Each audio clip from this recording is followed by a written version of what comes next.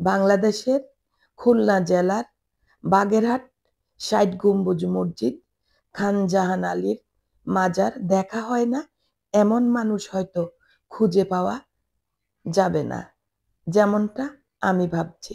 আসসালামু আলাইকুম প্রিয় ভিউয়ার্স, আমি নাজমা খানম হাজির হয়ে গেলাম প্রতিদিনের মতো আরো একটা ডেইলি ব্লগ নিয়ে আপনাদের মাঝে। কাছে কিংবা দূরে, দেশ আর দেশের বাহিরে যে যেখান থেকে দেখছেন কিংবা দেখছেন না, আশা করি আমরা সবাই ভালো আছি ইমান এবং স্বাস্থ্যে। জি, খুলনাতে বেড়াতে এসেছি। বাগেরহাট খানজান আলী ৬০ গম্বুজ মসজিদ, খানজান আলীর মাজার দেখবো না সেটা কি হয়? তবে আমি অনেকবার দেখেছি বাচ্চাদেরকে নিয়ে। এখন আমার ছেলে মেয়ে বড় হয়ে গিয়েছে, নাতি নাতনিরাও দেখবে, তাই সবাইকে নিয়ে রওনা দিলাম বাগেরহাটের উদ্দেশ্যে খুলনা থেকে। খুলনায় বেড়াতে এসেছি খালার বাসায়। যাই হোক, আমাদের যাবার শুরুটা অনেক সুন্দর ছিল। সবাই মিলে অনেক হাসি খুশি ভাবেই আমরা রওনা দিয়েছি বাগেরহাট খানজান আলী মাজার ৬০ গম্বুজ মসজিদ দেখব। আর যেহেতু অল্প সময় নিয়ে এসেছি, যেতে যেতে বের হতে হতে আমাদের কিন্তু প্রায় ৪টা বেজে গিয়েছে। যাই হোক, ভাবলাম একটু কাছেই তো চলে যাব। তবে হঠাৎ করেই এত বড় বিপদে পড়বো ভাবতেও পারিনি। আর এই বিপদ আমাদের জন্য তৈরি হয়ে আছে সেটা আশাও করিনি। অনেক সুন্দরভাবে যাচ্ছি। এই যে দেখেন, রূপসা সেতু পার হলাম। কত সুন্দরভাবে আমরা সবাই মিলে আনন্দ করছি, ভিডিও করছি, যাচ্ছি, গল্প করছি। অনেক বছর পর খুলনাতে বেড়াতে এসেছি। কারণ খুলনায় একটা সময় আমি ছিলাম। বছরে ২ থেকে ৩ মাস আমার খুলনাতে থাকা হতো। কিন্তু এখন তো আর সেখানে যাওয়া হয় না। অনেক বছর পর খুলনাতে গিয়েছি। মেয়ে, মেয়ের জামাই, নাতি-নাতনিকে নিয়ে, নাতিনদেরকে নিয়ে। যাই হোক, খালাতো বোন, বোনের বাচ্চাদেরকে নিয়ে রওনা দিলাম বাগেরহাটের উদ্দেশ্যে। এত সুন্দর পরিবেশ চারদিকে, এত সুন্দর আবহাওয়া, চারদিকের সবুজ দেখে মন একদম ভরে গিয়েছে। আমরা গল্প করছিলাম, দেখো চারদিকটা কত সুন্দর। যাই হোক, আমরা যাচ্ছি, হঠাৎ করে আমাদের গাড়ির ব্রেক ধরছে না। গাড়ির ব্রেক কিছুতেই ধরছে না। এই জায়গাটাতে আমরা গাড়ি এক সাইডে রেখে নেমে গেলাম। আর আমাদের সাথে আমাদের ফ্যামিলির একটা ছেলে ছিল। ও মোটরসাইকেল নিয়ে আমাদের সাথে যাচ্ছিল। ও মোটরসাইকেল থামিয়ে ও চলে আসলো। বলল, কি হয়েছে ভাইয়া? আমার মেয়ের জামাই বলল যে হঠাৎ গাড়ির ব্রেক ধরছে না। যাই হোক, আমরা ওইখানে প্রায় আধা ঘন্টা অপেক্ষা করে তারপর আবার আস্তে আস্তে রওনা দিলাম। তবে ব্রেক মাঝে মাঝে কাজ করে, মাঝে মাঝে কাজ করে না। যাই হোক, ওরা বলল যে সমস্যা নাই, কিচ্ছু হবে না, চলেন। আমি তো অনেক দোয়া পড়তেছি, আল্লাহ কি বিপদ, তুমি আমাদেরকে রক্ষা করো। যাই হোক, আমরা এখানে চলে আসলাম। এসে গাড়ি পার্কিং এ রেখে, গাড়ি পার্কিং এ রাখার পর গাড়ির জন্য যে টিকিট কাটতে হয় টাকা দিয়ে ওটা কেটে আমরা এখন চলে যাচ্ছি ৬০ গম্বুজ মসজিদ দেখতে। পাশেই এই যে মেইন রোড দিয়ে আমরা এখন বের হয়ে গেলাম। বের হয়ে আমরা এখানে চলে আসলাম। আর এখানে আসার পর এই গেটে টিকিট করতে হয়। এখানে একটা মজার বিষয় হচ্ছে, যারা প্রাইমারি লেভেলে লেখাপড়া করে, প্রাইমারি শিক্ষার্থী, ওদের টিকিট করতে হয় না। ওরা বিনা পয়সায়, বিনামূল্যে এখানে ঘুরতে পারবে। অনেক সুন্দর একটা ব্যবস্থা করেছে, তার জন্য আমি কর্তৃপক্ষকে ধন্যবাদ জানাই। যাই হোক, আমরা বড়রা টিকিট করে নিলাম। এই যে আমরা ঢুকে গেলাম ৬০ গম্বুজ মসজিদের গেট দিয়ে। গেট দিয়ে ঢুকার পর এই যে ডান দিকে হচ্ছে জাদুঘর। জাদুঘরে যাব, দেখব, কিন্তু আমাদের ভাগ্য খারাপ। যেদিন আমরা গিয়েছি ওই দিন জাদুঘর বন্ধ ছিল। আসলে ঈদের ছুটি ছিল তখন, কোরবানির ঈদের ছুটি। তার কারণে জাদুঘর ওই দিন বন্ধ ছিল। আমরা জাদুঘরের ভিতরে ঢুকতে পারি নাই। ওই যে দেখছেন জাদুঘর। এখানে নাকি অনেক সুন্দর সুন্দর খান জাহান আলীর রহমতুল্লাহ আলাইয়ের নিদর্শন আছে। যাই হোক, আবার যদি ভাগ্যে হয় পরবর্তী কোনো এক সময় এসে জাদুঘর দেখে নিব। যাক, আমরা সবাই নেমে পড়লাম। আর আমার নাতিনরা বা বোনের বাচ্চারা সবাই তো ভীষণ খুশি। ওরা খুলনাতে থাকে, ওরা সবসময় দেখে। তারপরও একসাথে ঘুরতে এসে ওরা অনেক খুশি। এই যে দেখেন, আমার নানুমণি অনেক মজা করছে। যাই হোক, আর আমার কাজ হচ্ছে আমার প্রিয় ভিউয়ার্সদের জন্য ভিডিও করা।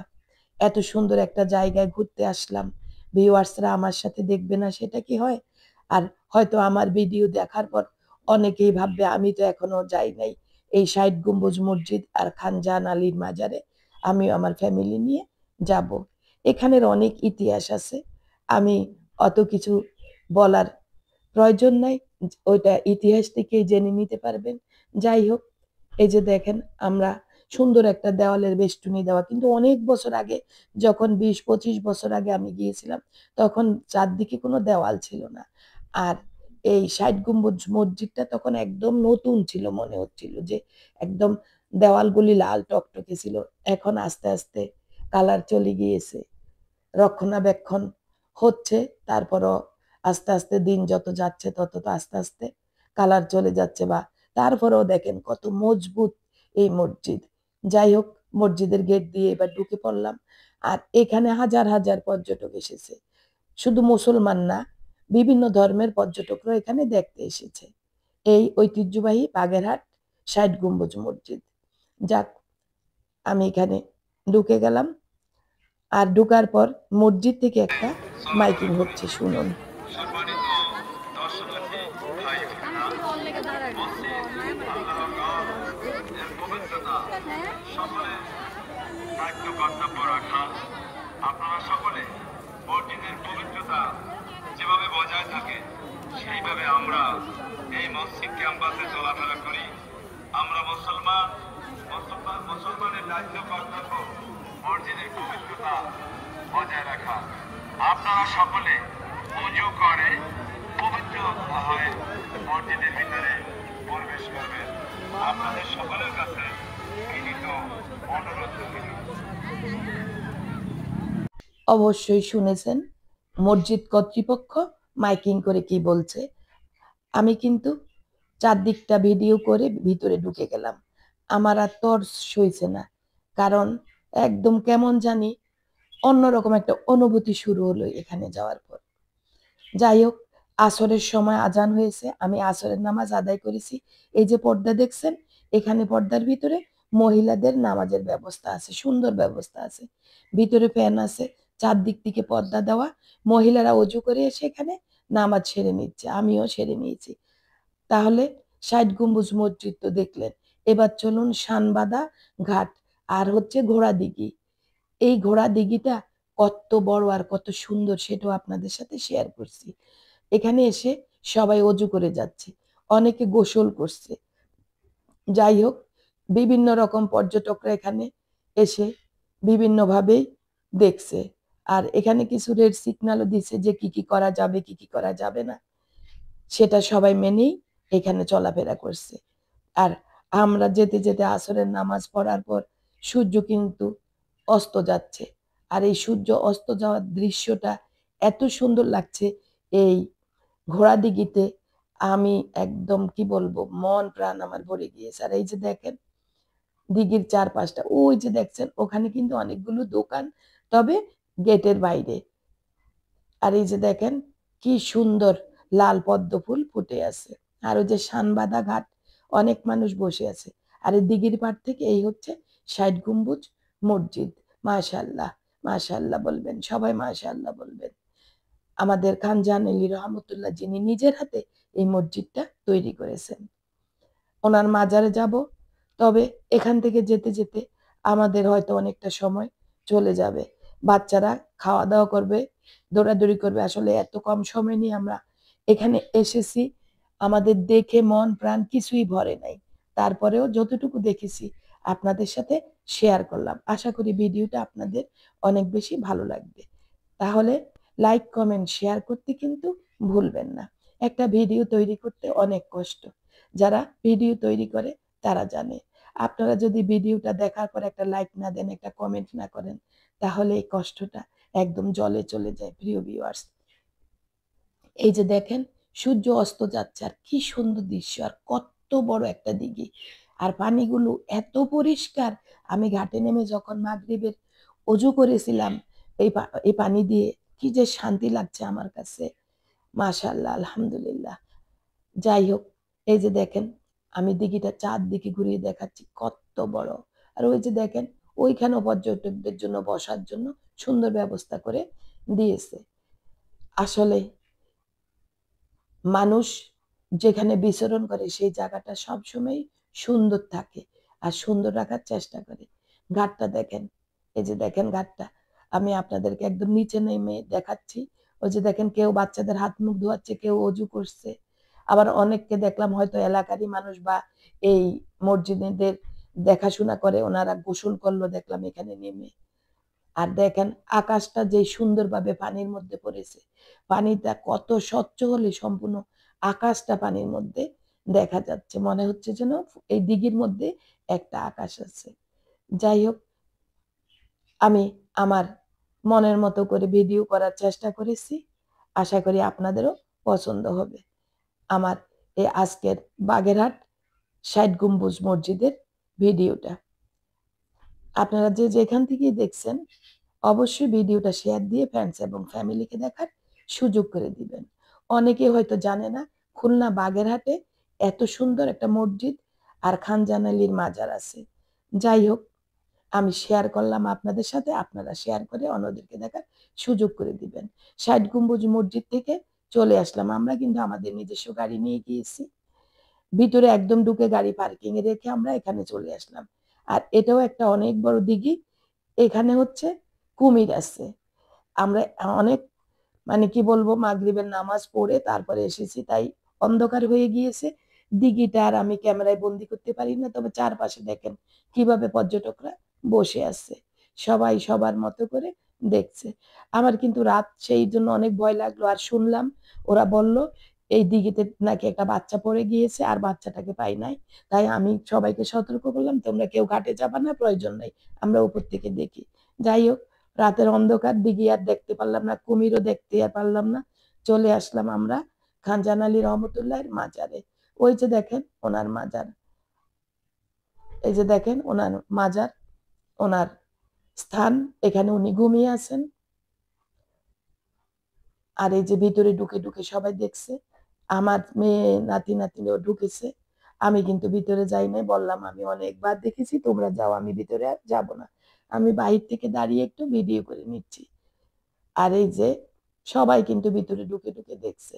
দেখেন একটা জিনিস লক্ষ্য করলাম, ওনার ৬০ গম্বুজ মসজিদের কালারও লাল, ওনার রওজা শরীফেরও কালার লাল, দেওয়ালগুলো চারদিকটা সব লাল কালার করেছে। যাই হোক, আমরা এখানে কিছুক্ষণ ছিলাম, কিছুক্ষণ থাকার পর আমরা রওনা দিব।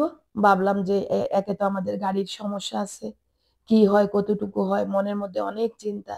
যাই দেখি ঘুরি, আমার বারবার মনের মধ্যে খোঁচা মারছে কিভাবে আমরা যাব। যাই হোক, আমরা বাজার থেকে চলে এসেছি। প্রতিমধ্যে কিছু দূর আসার পর আবার আমাদের গাড়ির সেই সমস্যা, ব্রেকের সমস্যা দেখা দিল। এবার কিন্তু সমস্যাটা ভীষণ আকারে দেখা দিল। আর এভাবে হাইওয়ে রোডে গাড়ি চালানো কিন্তু সম্ভব না। তাই অনেক কষ্ট করে আমার মেয়ের জামাই চলে এসেছে একদম রূপসা ব্রিজের কাছে। আর অলরেডি আমরা আগে থেকেই এই রূপসা ব্রিজের এইদিকে খুলনাতে একজন গাড়ির যে মেকার বা কি বলে ওয়ার্কশপ, ওনাদের সাথে যোগাযোগ হয়েছে অনলাইনে। ওনারা বলল যে সমস্যা নাই, আপনারা যেখানে আছেন থাকেন, দেখি কি করা যায়। যাই হোক, এখানে আসার পর দেখলাম সুন্দর একটা রিসোর্ট, আর এটা হচ্ছে খুলনা ইউনিভার্সিটির একটু আগে। তো ভাবলাম যে যাই হোক, গাড়ির যখন সমস্যা, আমাদের অনেক ক্ষুধা লেগেছে, রিসোর্টটা অনেক সুন্দর, এখানে নেমে আমরা কিছুক্ষণ ঘোরাঘুরি করি। এত সুন্দর একটা জায়গা। আর ওইদিকে ওনারা বলল যে আমরা আসতেছি। আর আমরা এখানে নামার পর ওই লোকেরা এসে আমাদের জন্য একটা গাড়ি নিয়ে এসেছে, আমাদেরকে খুলনা বাসায় পৌঁছে দিবে। আর আমাদের গাড়িটা নিয়ে ওনারা ওয়ার্কশপে চলে গিয়েছে। যাই হোক, বিপদ কাউকে বলে কয়ে আসে না। আল্লাহর অশেষ রহমতে আমাদের কোনো ধরনের ক্ষয়ক্ষতি নিজেদের হয় নাই। হঠাৎ করেই কেন গাড়ির ব্রেক এরকম হলো, অনেক জার্নি করেছি, অনেক জায়গায় গিয়েছি নতুন গাড়ি নিয়ে, কোনো সমস্যা হয় নাই। যাই হোক, হয়তো এটা ভাগ্যে ছিল, আল্লাহ হয়তো অল্পতে আমাদেরকে রক্ষা করেছেন। লাখো কোটি শুকরিয়া আল্লাহর দরবারে। তবে এত সুন্দর একটা রিসোর্ট দেখে মনটা আবারও ভালো হয়ে গেল। দেখেন এই রিসোর্টটা কিন্তু নতুন হচ্ছে, কত একর জায়গার উপরে রিসোর্টটা তৈরি হচ্ছে।